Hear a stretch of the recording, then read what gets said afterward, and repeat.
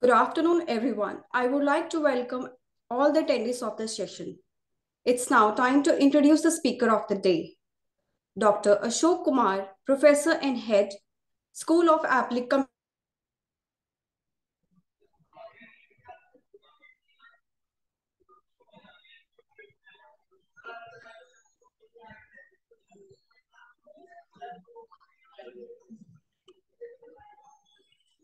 from Punjabi University, Patiala.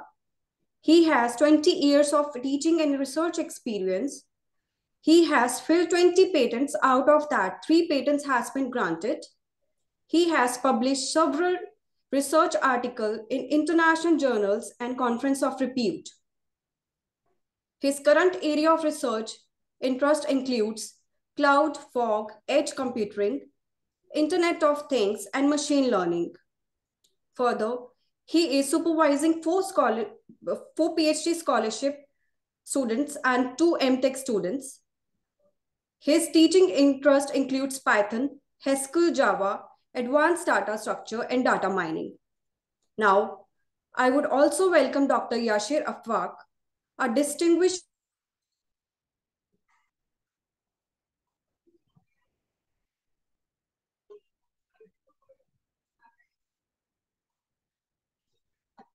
impressive academic background, including the completion of his PhD. Now, I would also welcome Mr. Rishabh Sharma. He is an officer and area coordinator of Department of Tie-ups, North 1 in Division of Admission, Lovely Profession University. We are honored to have Dr. Ashok Kumar and Dr. Yashir Afaq sharing insight and expertise with us today. Now, I would like to hand over things to you, sir. Thank you very much, ma'am. Good afternoon to all who are present in the meeting. So the today's topic is very important. Why it is important? Because as you know, the popularity of computing is increasing day by day. With each day that passes, the number of electronic devices are increasing. The laptops, the computer systems, and the mobile devices. If we go back in 15 years back,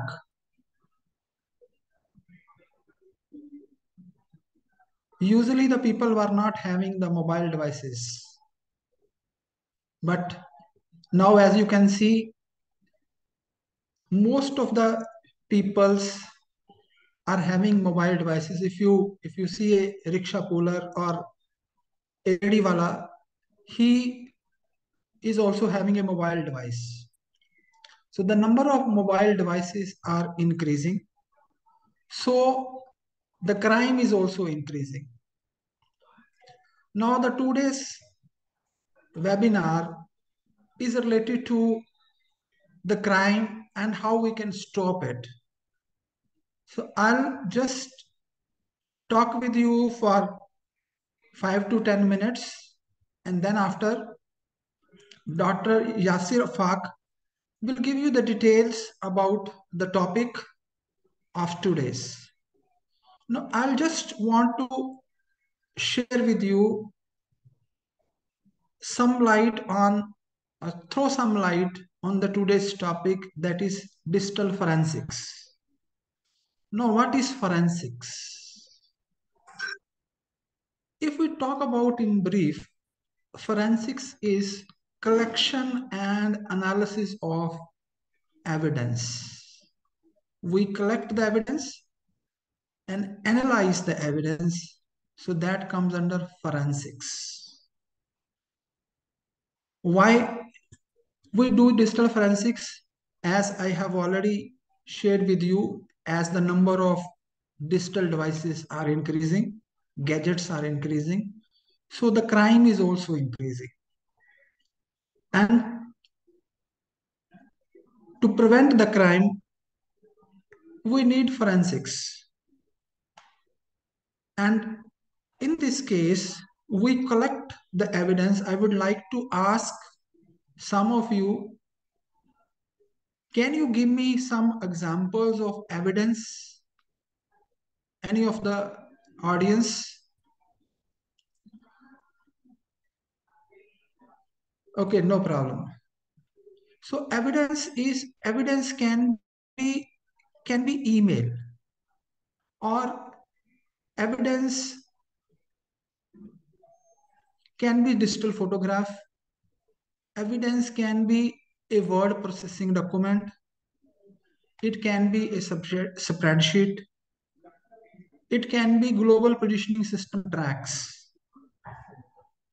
So what we do in digital forensics is we collect the evidences and analyze those. And what is the aim? The aim is to establish facts against crime. Those who have committed crime, we want to establish facts against the defaulter. So that is the main aim of the digital forensics.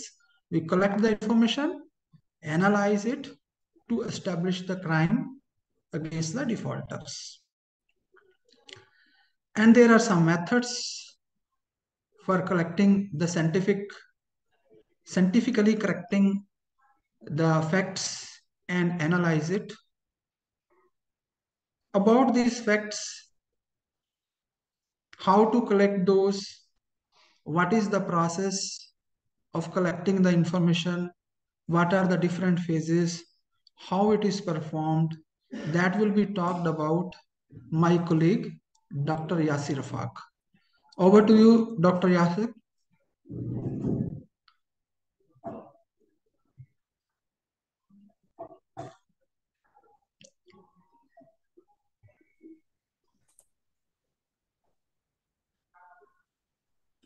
I think.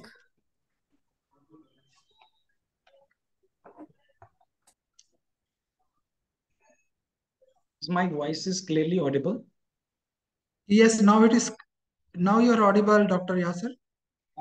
Okay, sir. Okay, thank you so much for giving me this chance to elaborate the upcoming and trending techniques that can be used for the prevention of our privacy or our data or ourself as well from the external threats or intruders.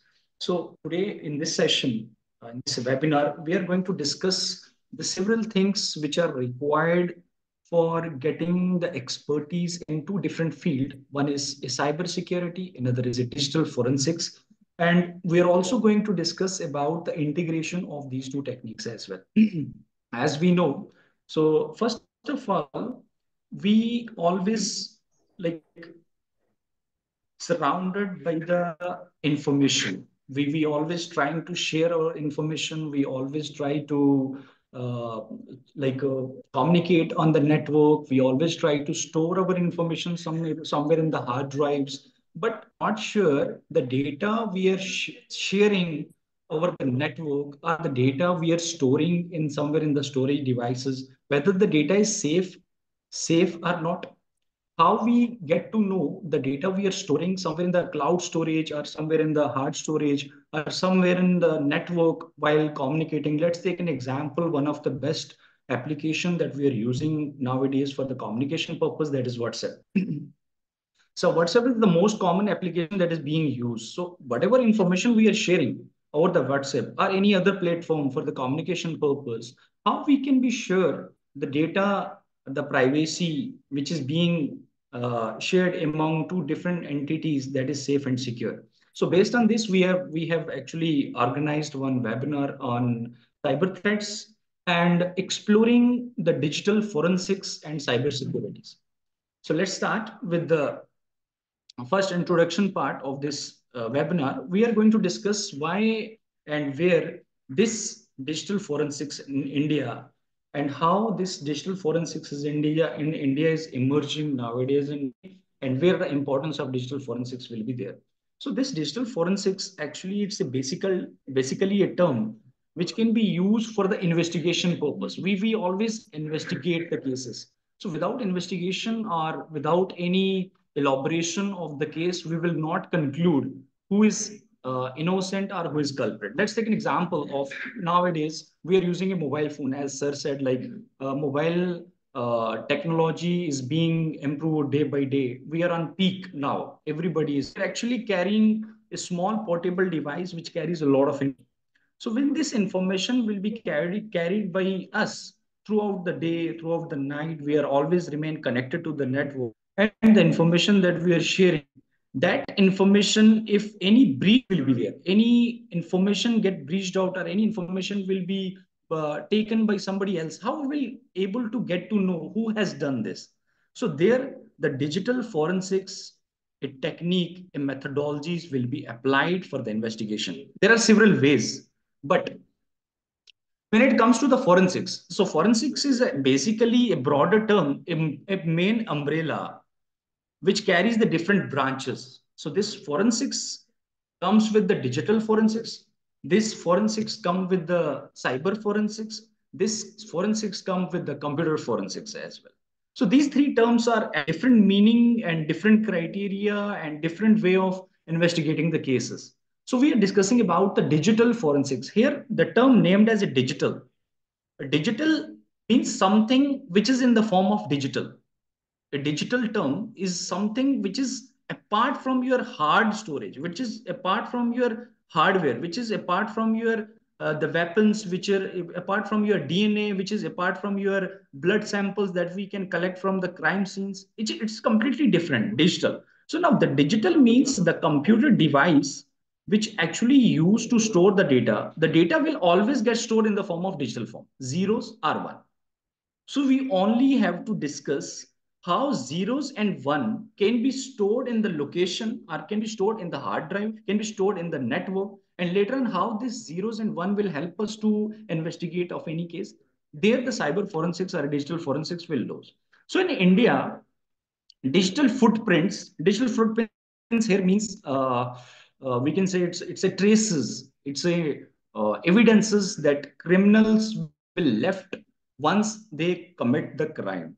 If we talk about the statistics in India, so 1.3 billion people ranks poorly in terms of ratio. Police personnel's population, the ratio of 138 police officers throughout the India, 138 police officers will be behind 1 lakh citizens. Means 1 lakh citizens are under the monitoring of 138 police officers, which means the requirement of digital experts, digital forensics experts, or the requirement of cybersecurity experts are very high.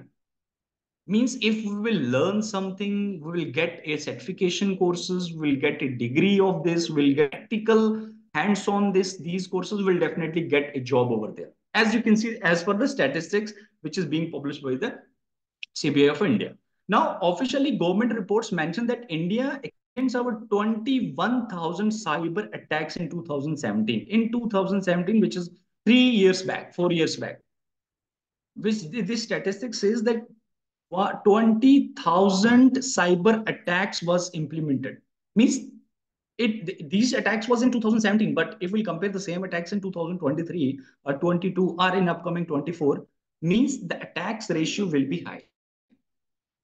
Now the new statistics will come out, and one of the most common attack which is very common and very dangerous as well, named as a ransomware.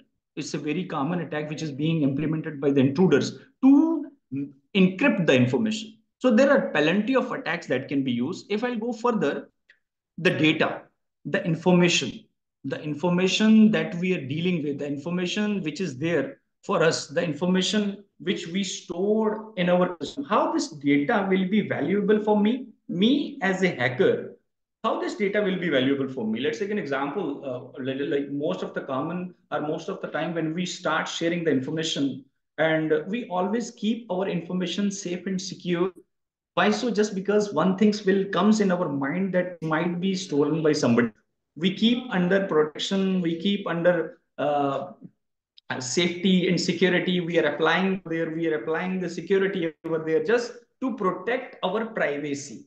So privacy is your information, and this information is very valuable for the hackers. So hackers only, it's a more valuable than soil, or more valuable than oil as well. The oil, which is very important for us to survive, which is very important for us to travel from one place to another place. But if we'll relate this with the data, the information is more valuable for them. But to become a hacker, some technical description, technical points are required. Some basic knowledge are required. Some information is required. The basic knowledge of computer system, basic knowledge of information system, basic knowledge of data, the digital that we have discussed, digital. What, how data, digital representation can be done in the computer system, we need to learn. So if we'll go further, the requirement of this digital forensics earlier in 2022, 88.7 billion was initially monitored, then later on raised to 9.9 in 2000, till now in 2023 it become 9.9, but as per the expectation 12%, 12.9% will be increased up to 2028. Means the requirement of digital forensics or a cyber forensics experts are very high. So we need to learn to protect your information, learn to save your safeguards, learn to save yourself from any external or any intruders. Intruders are everywhere. Like we all, let's say like if I'm working on my computer system, I cannot say myself as a like safe and clean. No, I'm also doing some illegal activities as well. Everybody is doing. Whenever we start connecting ourselves with the network, we start performing some illegal activities as well.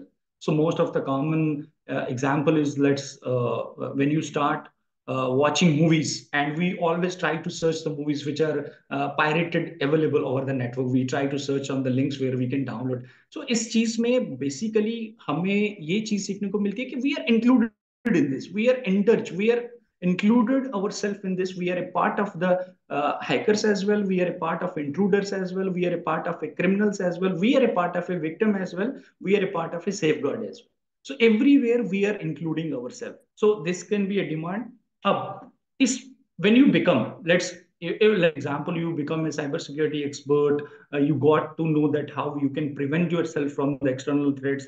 Then later on, the final decision, final things will comes in our mind, how much I can earn by learning such techniques or methodologies which are being used for the investigation purpose. So as per the average in India, average which was recorded in 2022, the 7 lakh was the average, and later on, it is according to the job profiles, it according to the role. If you will go for the cryptographical expert means you should be having a knowledge of a cyber security, you should be having a knowledge of a cryptography, you should be having a knowledge of encryption and decryption, you should be having a knowledge of AI as well. And apart from this, you should be having a knowledge of cyber forensics as well. So it become a cryptographical expert. So we can learn according to our knowledge. So earning is completely depend upon the learning.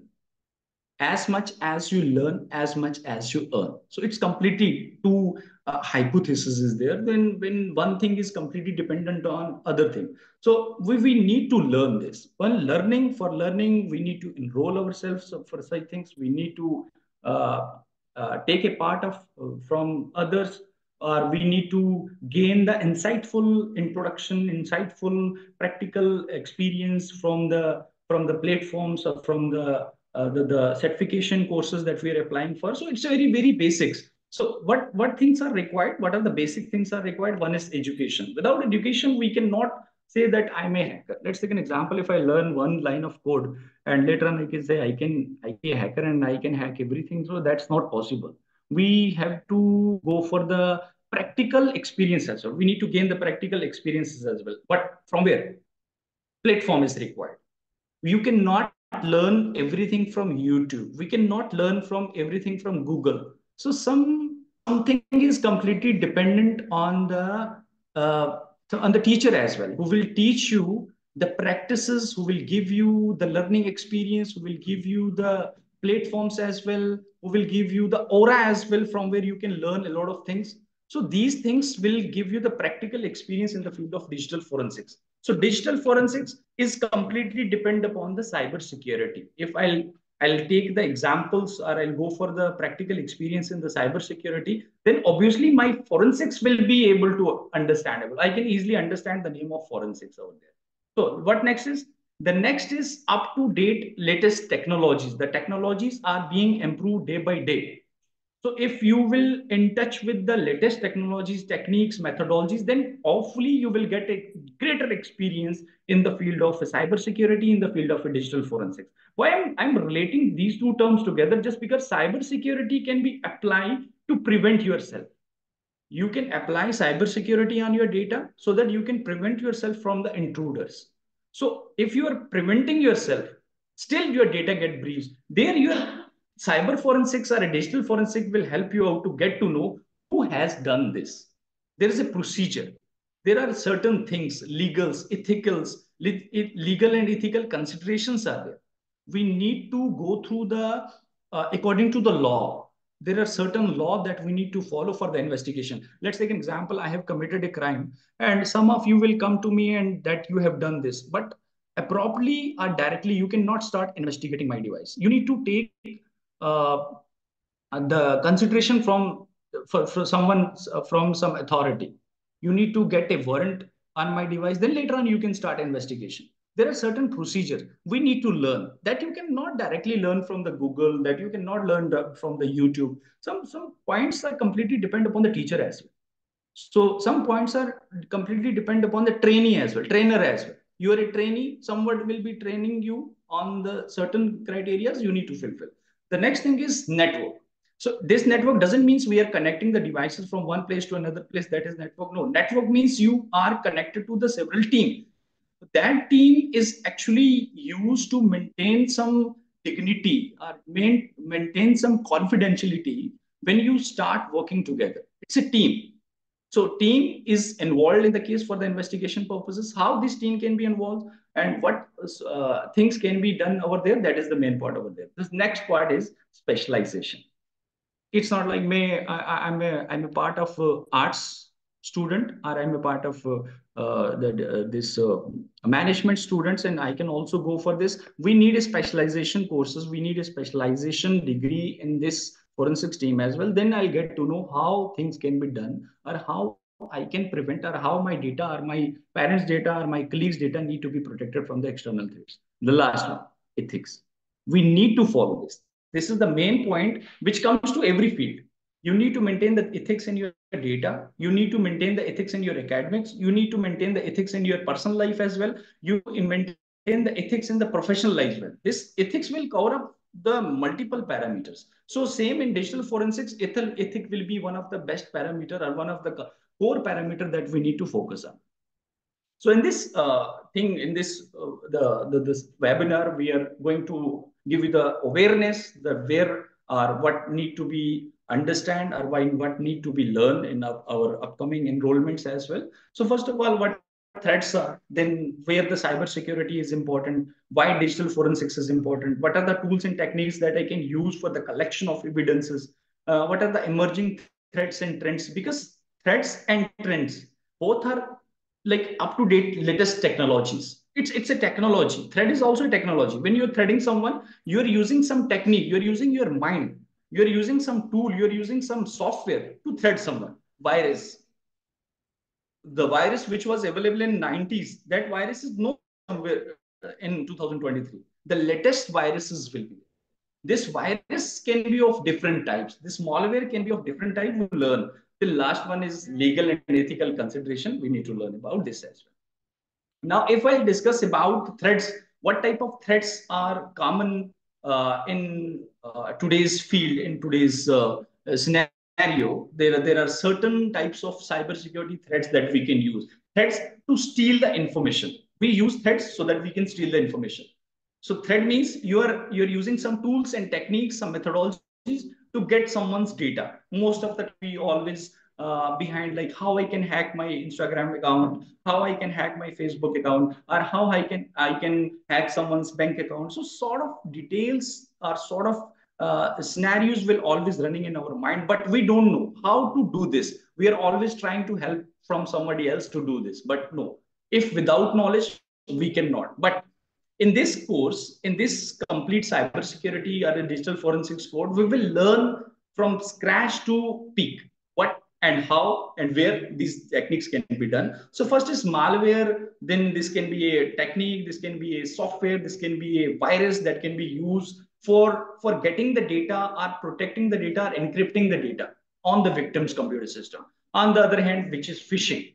So phishing is another type of threat that can be used to steal someone's information. You need to make a duplicate of, you need to make a clone of any website and send it to somewhere else, get the credential of the other side, which is the most common attack being used by the hackers. And other side, denial of service attack. These are the threats which are commonly available in the market, and every day and everywhere we are the victim of these threats. Denial of services attack. Mostly we are using this to flood over the network. Then insider threats as well. Insider threats means you're a part of the network and you have done something. You have compromised the security of the institute. You have compromised the security of your company. Means you are insider threat. You are, if you're working in a team, inside the team you are actually leaking your team data to somebody else. Means you are the threat of that team. So same here in an organization, when you're a part of organization, you will be treated as a trustworthy, but still you are doing some illegal activities. Means you're doing something which is not acceptable. So these are the threats that can be used. Now, on the other hand, if I go further, the next point is what is why importance of cybersecurity is there based on these threats. These threats are used to steal the information, but we need to protect our data. We need to protect ourselves from such things, and there the role of cybersecurity will be played. Where the role of cybersecurity will be applied. But cybersecurity is two terms. One is cyber, another is security. This cyber means the data, the information which you are sharing over the network, and that information you think of that this data is secure. This data is secure by applying the security. We might have heard the term named as a firewall, the firewall over the network, the firewall in the computer system. So these firewalls can be used to protect our information or protect our data. So same here, this cyber, the information which you are sharing over the network, which you are sharing from one computer to another computer, need to be secure.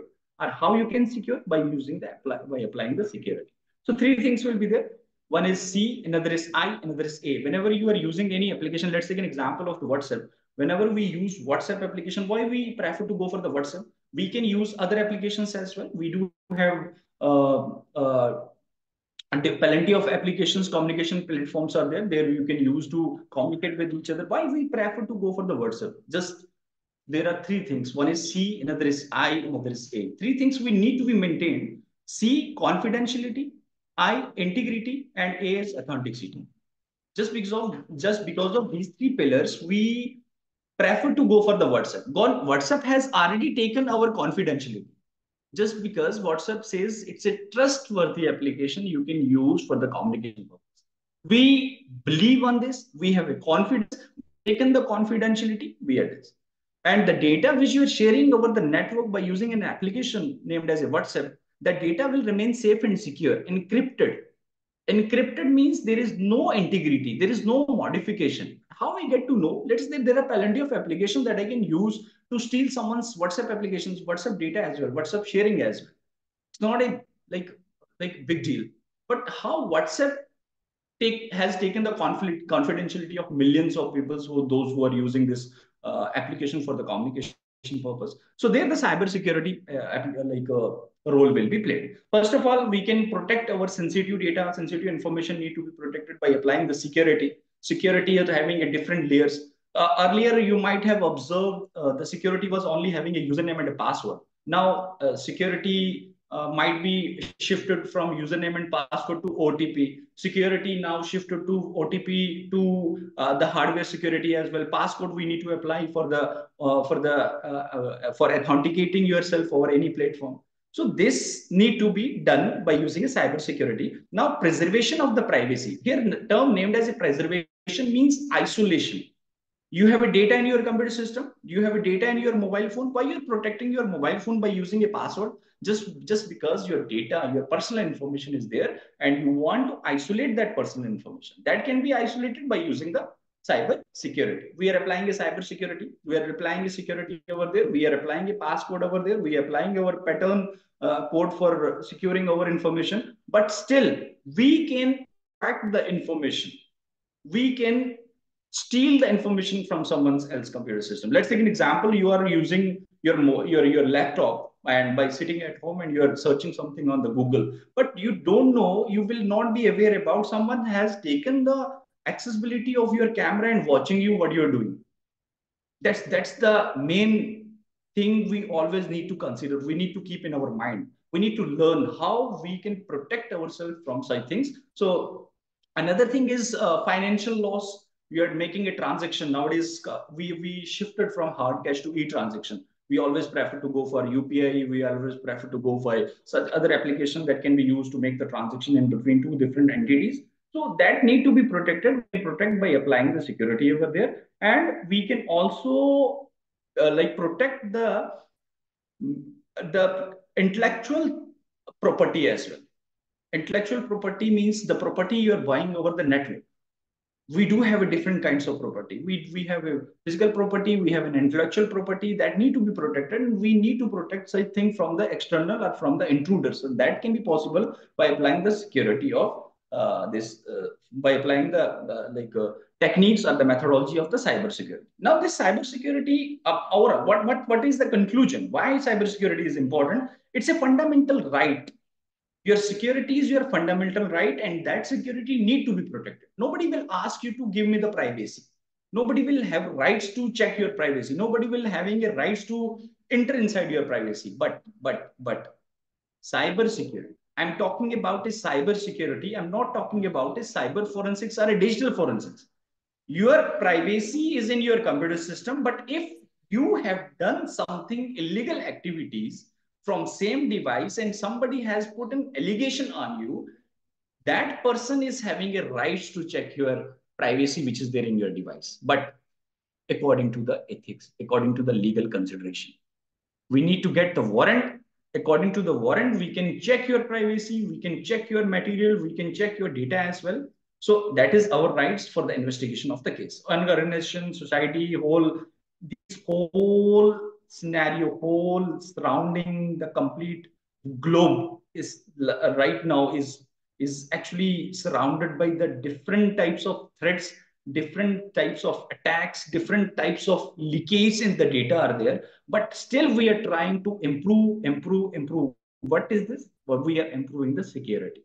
We are improving the security by applying the security, by applying the digital forensics. So digital forensics will allow us to investigate who has done any illegal activity over the network or any computer system. So this will allow us, this can be a branch, the sub branch of a forensics, which take which goes through the several parameters. First of all, we learn the cybersecurity. The cybersecurity expert will having a rights to go for the digital forensics as well, because we always prefer to go through the scripted language. There might be a question in your mind that which one is the most important or most common platform that I can use to learn about a cybersecurity or a digital forensics. So I'll suggest you to go for the Linux operating systems. So Windows are a complete protected operating system. We cannot uh, run multiple applications on the Windows operating system, but the Unix or Linux will allow us to install the different types of applications, different types of methodologies that can be used for hacking purpose, anti-forensics and forensics. There are two terms. One is anti-forensics, another is forensics. So forensics means you need to identify, preserve, analysis, and presentation. Anti-forensics means the replica of this. You are doing illegal activities. Being a criminal, you have to wipe all the traces, all the crimes, all the evidences from your crime location. That is anti-forensics. Or someone else is doing for you for wiping out the criminal activities being done by the victim, or whatsoever evidences are there. Everybody want to vanish the evidences from the crime location. That is anti-forensics. But in terms of forensics, digital forensics means the collection of digital data from the drive. Let's take an example. You got one pen drive from the crime location and you need to investigate. That pen drive contains millions of information, but data the form of digital zeros and ones. We need to learn how zeros and one can be visualized, or how 0 and 1 can be analyzed. Because we mostly see the pen drive data, जब हम data देखते हैं pen drive के अंदर, तो हमारा data किस में होता है, हमारा विजुअलाइज डेटा होता है, जो हमारी आंखें पहचान सकती है, हमारे फोटोज है, हमारे वीडियोज है, हमारे डॉक्यूमेंट्स हैं, we see such things with our naked eyes, but we cannot see what actually there behind that particular image, what is there behind any file that you're storing in your computer system. Or criminal has committed the crime and deleted the file from your pen drive. How you will get to know, or how you can recover that file, how you can get to know the file which is being deleted by you accidentally or deliberately, the file is still there.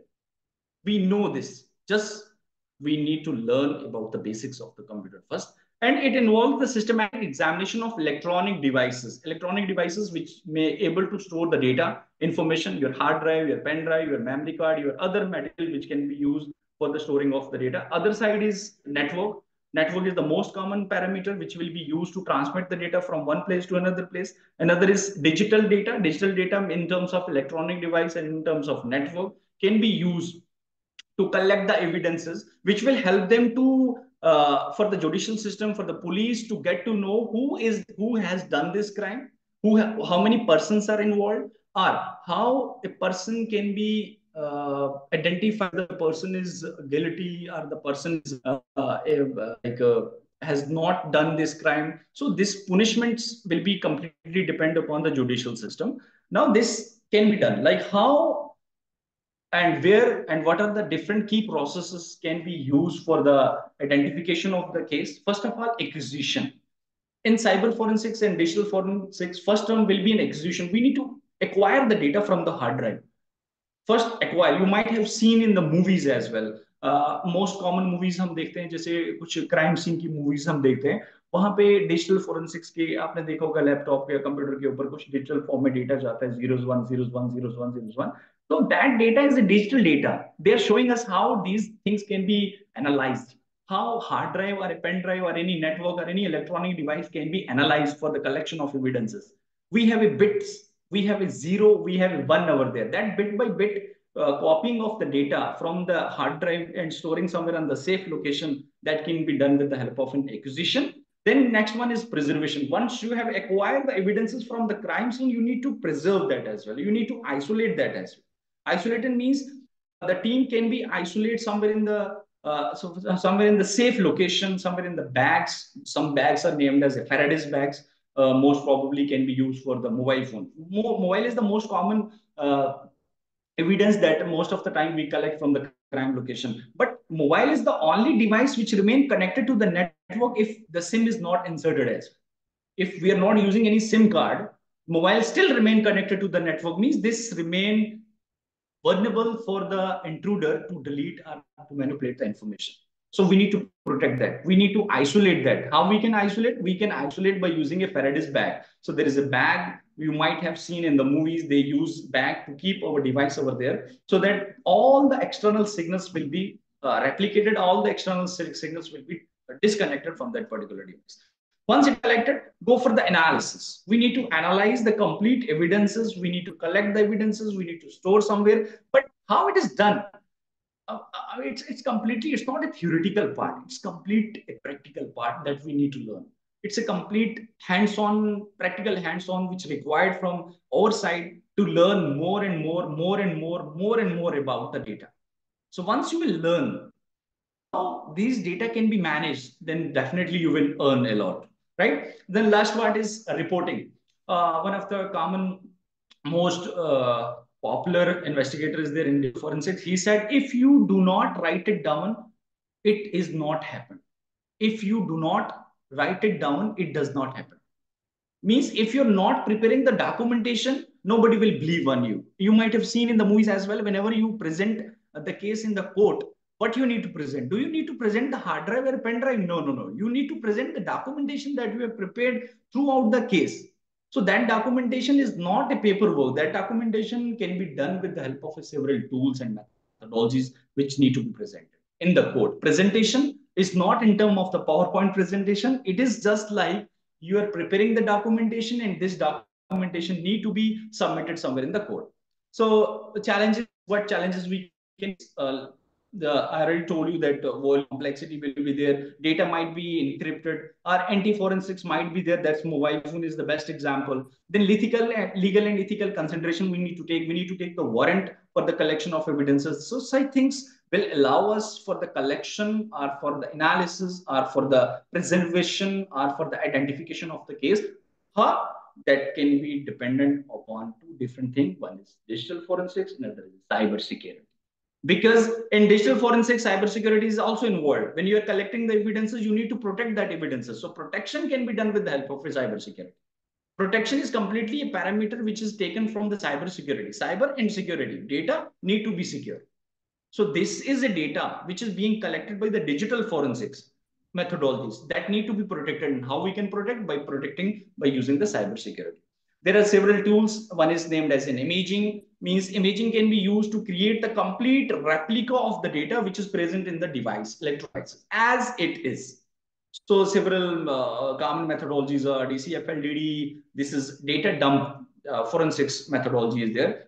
Forensics toolkit is there that can be mostly used, most probably used. In-case is there, smart is there, EWF is there, foremost is there. Plenty of methodologies, plenty of platforms are there, but learning and experience is required. The practical hands-on is required. Then we can proceed with the several methodologies. This is how it look like. The process will look like. Examiner means investigator is sitting somewhere trying to investigate one of the most common device that is named as a hard disk, which carries of electronic data in the form of digital data need to be collected, and there are several sectors are there, several paths are there, several parts of this device are there, but how these sectors data can be collected, and that can be collected, as you know here, one of the most thing which is mentioned here, standard forensics tools. Which tools that we have discussed in previous slide? Tools, FTK tools, DCFLDD tools, DD, foremost, in case, smart. So methodology is a part of your cybersecurity because hash will be there. Data need to be protected with the hash. Hash is what? Hash is actually the unique code with combination of alphanumeric values. It's a complete bucket where the data will be encrypted. Data will be converted from plain to cipher. So complete data will be in the form of a digital data, but your experience and your methodology is required to learn how this data will be analyzed or how this data can be go for the further analysis of this, right? And I'm proceeding to the next slide. This is how devices are connected, and these are the most common platforms that we can go for the analysis. That's one of the common example is here. There is memory image, that is your RAM. That is USB. One of the common platform can be used for the carrying of data. Disk image, we need to proceed. We need to email. One of the common platform nowadays being used for the communication in organizations, in company, and criminals activities. Child pornography cases, most of the common cases being observed in India, child pornography cases. Such cases can be investigated, need investigation. How? Police is not having a right to investigation. Police is only having rights to maintain the law. But police hiring some ethical hackers, some experts which are having an expertise in digital forensics and cyber forensics for the investigation of such cases. So such things can be investigated by using the digital forensic methodology.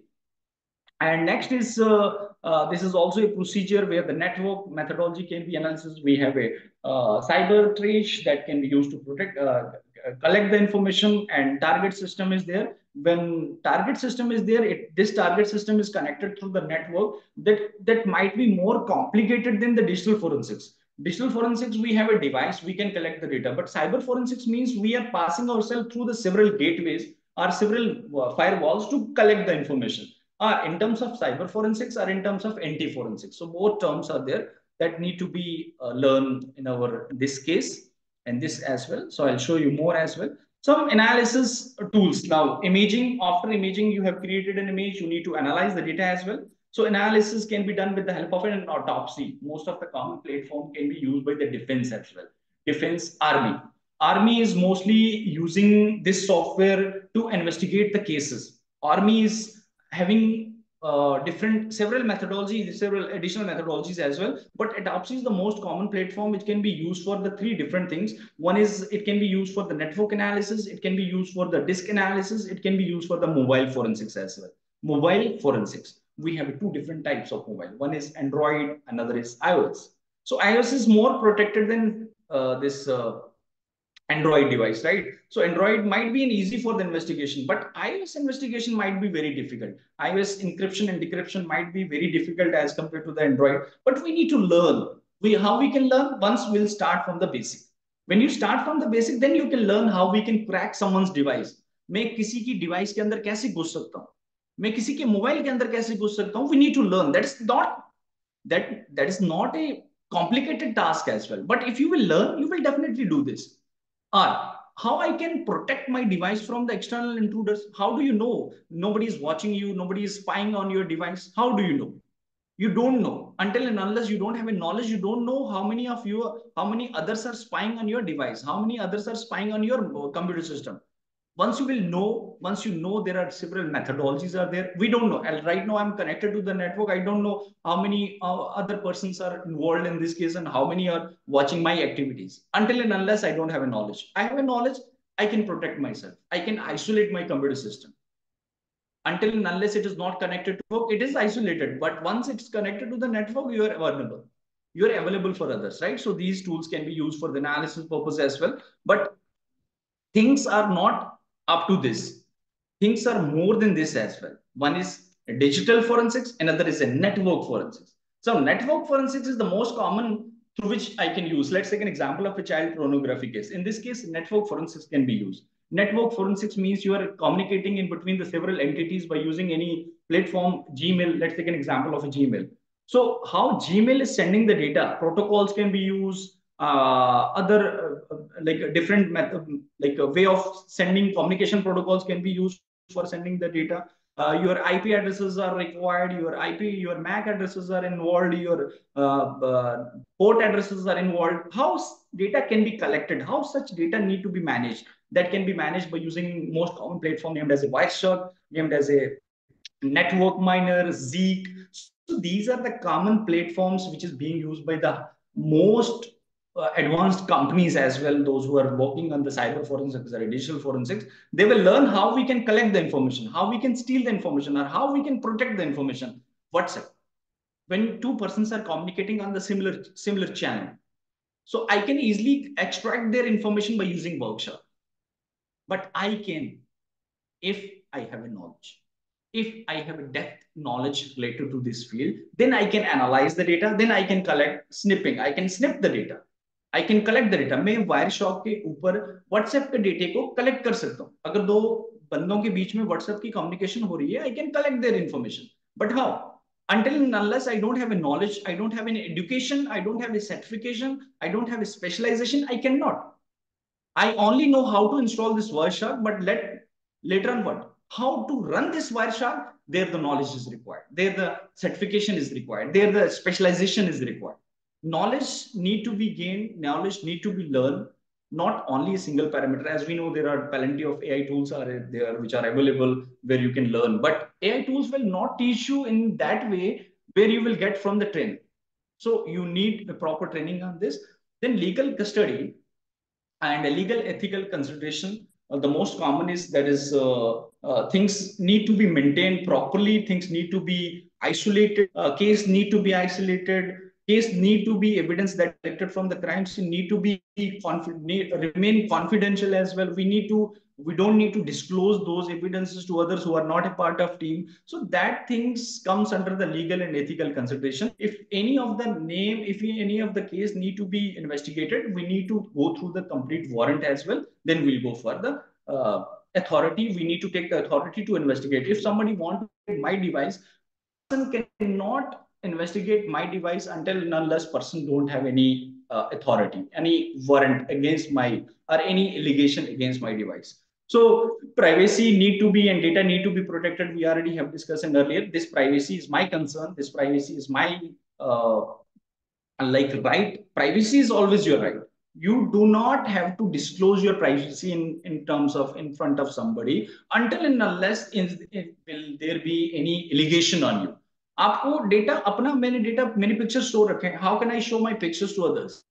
अगर मैं किसी activity में involve होता हूं तो वो मेरे ऊपर इन्वेस्टिगेशन करेंगे. इन्वेस्टिगेशन के दौरान मैं उसमें से डेटा को निकाल सकता हूं. बट डेटा निकालना is not like you are opening your device directly and you are collecting the data. ना, data collection in terms of cyber forensics and digital forensics is a completely different scenario.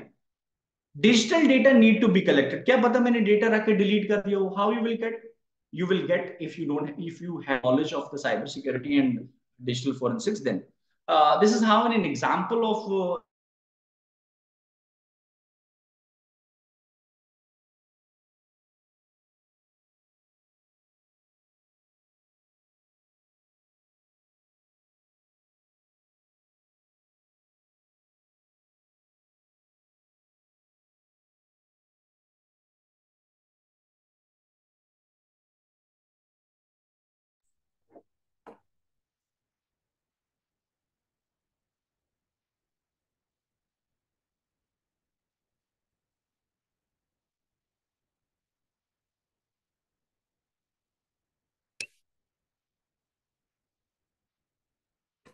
Am I audible to you, sir? Yes, sir. Ma'am, you are audible, but I think. I think, yeah, we have lost the connection. Yes, sir. Rishabh, sir. Yes, ma'am. I will request you to be on the screen and you can just start with your session. Right, sure. Thank you so much, ma'am. Good afternoon, everyone. Firstly, I would like to thank you, Simrit ma'am, for such wonderful introduction of mine, and I would like to extend my regard to Dr. Ashok Kumar ji and Dr. Yasir for their insightful presentation. Now, moving further without wasting much of the time, today we will be talking about accreditations and approvals of the university, placements and extracurricular activities, sports achievements, eligibility, and how to apply the LPNS. So let's move further. If we talk about accreditations and accreditations of the university, my screen is visible, ma'am? Yes, sir. Just give me a second. Yeah. Let's start. I would, it give me immense pleasure to announce that Lovely Professional University has been ranked NAC A++ grade with 3.68 score on 4-point scale, highest score in first cycle of accreditation among all government and private universities. And if we move further, we also have accreditation with ICAR, NCTE, Council of Architecture, Bar Council of India, Pharmacy Council of India, Institute of Town Planners India.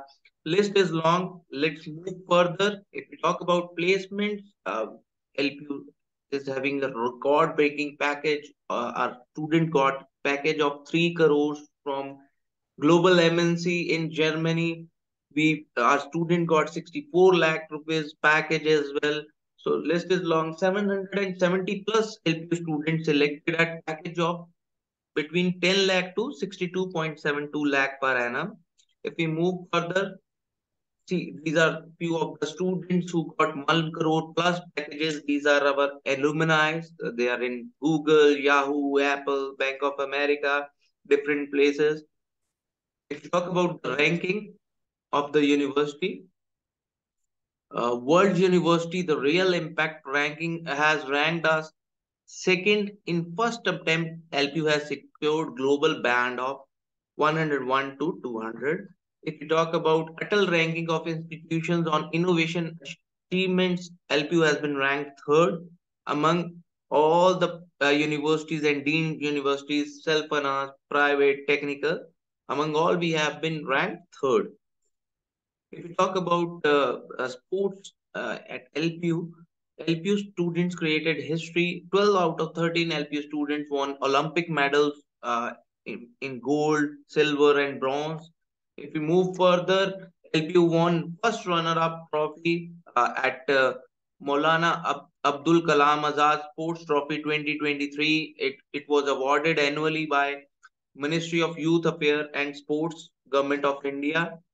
At 19th Asian Games, Neeraj Chopra won gold medal in javelin throw. Abhishek won gold medal in archery.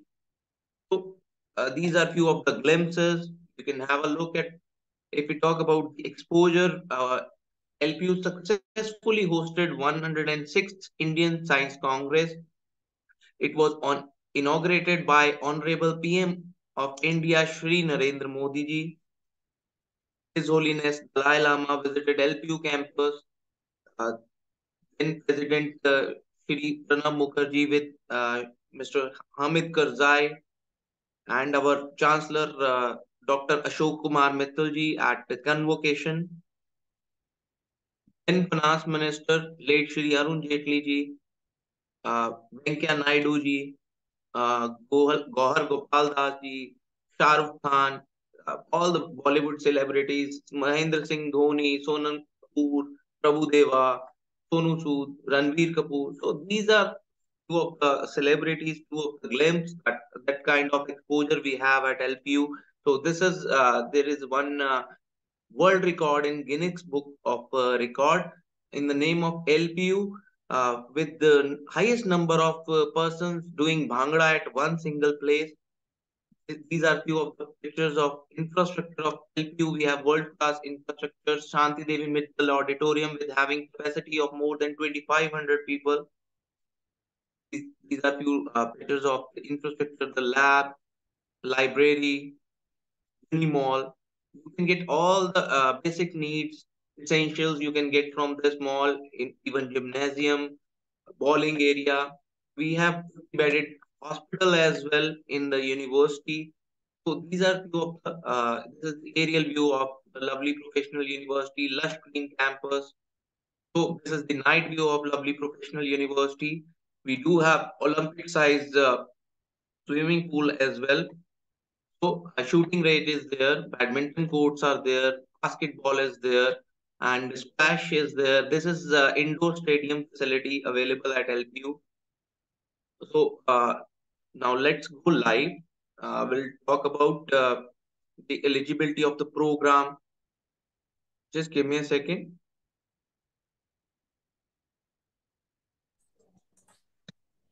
Yeah, my screen is visible to you. Yes, sir. Yeah. So see, to check the see, sir has given you much of knowledge. So if you want to know about BCA or BSc IT program, all you have to do is you need to go to www.lpu.in. From there, you just need to click on admissions. Under that, you need to go for after 12th programs. When you will click there, this window will open up. From here, you need to select computer applications.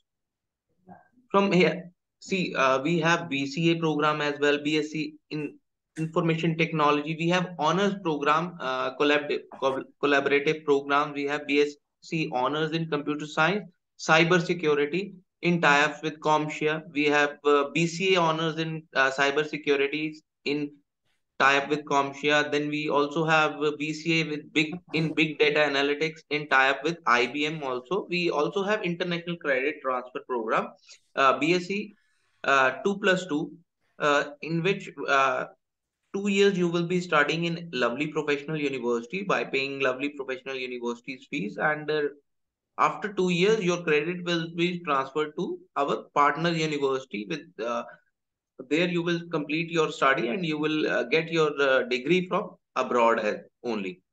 So I'll give you let me tell you the eligibility also. I'm telling you eligibility for BCA program. uh, if you are interested into BSc IT, you can click over there and this page will open up. If we talk about the eligibility of the program, eligibility is you need minimum 50% mark in 10+2 with English as subject to take admission in this program. If we talk about fee structure, fee for this program is 80,000 rupees per semester, and scholarships are there in LPU. Your fees will always be depending upon your own caliber. We give number of scholarships, whether on the basis of financial aid, the defense scholarship is there, and on the basis of we have our own scholarship test as well. A lovely professional universities national entrance and scholarship test. On the basis of that also you can get scholarship. On the basis of 12 percentage you can get scholarship. So this is the scholarship brackets as well. If you want to check the cutoff of uh, LPUNES, you just need to click here. 90 marks paper will be there. There will be three subjects. English would be compulsory subject, and apart from that, you need to select any two subjects. So it will be a 90 marks question, and you need to appear that. No negative marking is there. If we talk about important dates, so online registration have already started from 16th of October. Last date of admission is 15th of March. I would like to repeat, last date of admission in BCA program is 15th of March 2024. So if you want to appear for scholarship test, LPU Nest, in that case, slot booking for online examination already started from 1st of January. Last date to apply for this test is 25th of March. Date of entrance exam would be 15th February to 29th of February. And now the current schedule, then there will be another schedule 26th March to 10th of April, and result will be displayed within 48 hours. So if you want to take admission into LPU in any of these programs, you just need to register first. For that, you need to go to admission.lpu.in. Once you go there, you need to register here with your basic information like name, email ID, phone number, your state, city, gender, qualification, and discipline you are interested in. If you're interested in computer application, you need to select that. Once you register, you will receive all the information on your registered mobile number as well as your registered email ID. From there, you can proceed with the admission. And for provisional registration fees is 50,000 rupees. 15,000 rupees. That is no any extra amount. That is part of your uh, program fees only. So that was. I hope I have covered all the important information. So thank you so much, Simrit ma'am, for giving me the opportunity to guide the students. Over Thank, to you.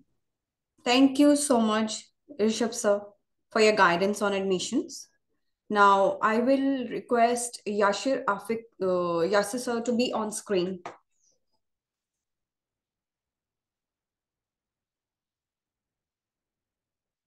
So you can just continue with your session.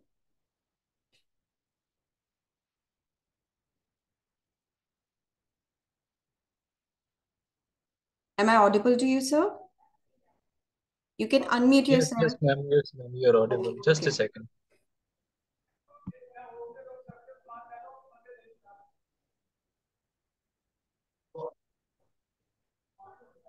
I hope the screen is visible. Yes, sir. Actually, I got disconnected due to some network or internet connectivity. Okay, no problem, sir. Okay, the last point that we were discussing about the digital forensics, the collection material and the analysis purpose. Then after analysis, one of the more another point that we have discussed, that is legal and ethical consideration. This legal and ethical consideration is very important that we need to consider in our. The legal consideration means whenever you start investigating any of the device or any of the computer system or any network or any personal activities of somebody's, you need to go through the consideration of legal. Means judicial consideration is required for the investigation of any devices. We need to get the warrant of anyone's privacy. If you want to investigate, you need to get the warrant. So these comes under the confidentiality. These under comes under the legal consideration. These comes under the ethical consideration. So apart from this, I have also shown you how the cyber forensics or a digital forensics labs will look like. Means the minor things are required, not so much things are required over here to establish a new lab. One, the computer is required. The computer will be having one operating system. It will be a Windows operating system, Unix operating system.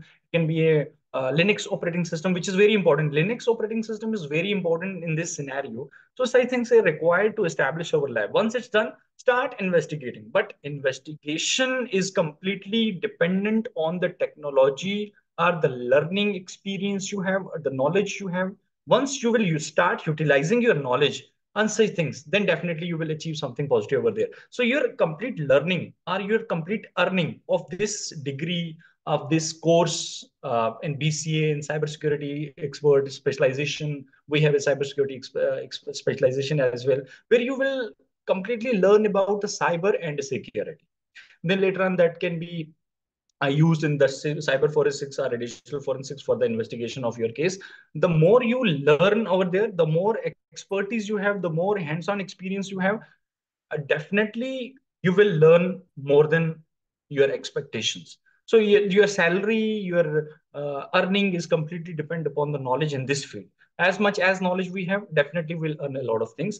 So these things we need to get up our mind. So is this the main purpose of this webinar is to make you awareness that how we protect our personal information, or how we can protect our data which is valuable for the hackers, or what techniques can be used, or what are the limited or latest technologies, upcoming threats and viruses can be used to steal the information. The most common spam that we are always getting in emails, that is click here to get 20,000 rupees. So उसके बारे में हमें हमें सीखना है कि इन link से हमें कैसे प्रोटेक्ट करना है. That might be a phishing link.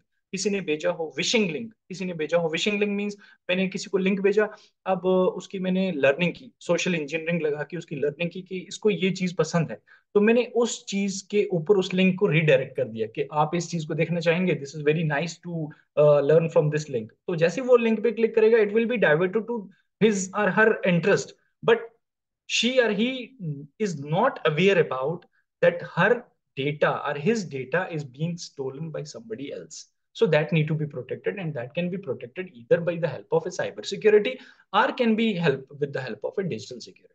So all these things we have discussed in earlier. Hopefully, once the enrollment will be there, or the guys are already who are enrolled in this case, they are learning more and more hands-on experience on the same courses. But once you will come, once you start learning from our side, we'll definitely give you more and more detailed knowledge and practical knowledge as well. As sir has already discussed, what are the different parameters. So that's all from my side. If any query is there from your side, please go ahead. So it was wonderful watching you talking on the importance of forensics and cybersecurity. So as I can see, we have few questions from the students. Our first question is, what is the role of forensic in judicial system? Okay, that's the great it's a core depth question of the cyber forensics, which when it comes to in our mind the security, the forensics, without forensics nowadays, the without forensics you cannot start investigating of the case. Forensics is not like a digital forensics, a cyber forensics. It's a broad umbrella which carries out the different branches. The branches named as a cyber forensics, the branches named as a digital forensics, but whole forensics, let's take an example. If a crime is committed somewhere in the crime scene and you need to investigate, how you can investigate? Police don't have rights, or police don't have a knowledge for the investigation. They only have a knowledge to maintain the law. They only have knowledge to maintain the dignity of the case. But the blood samples, the weapons can be used, the DNA test, how? When you have a knowledge of a cyber forensics, then you will be involved such things and you will start investigation. Same here in digital forensics as well.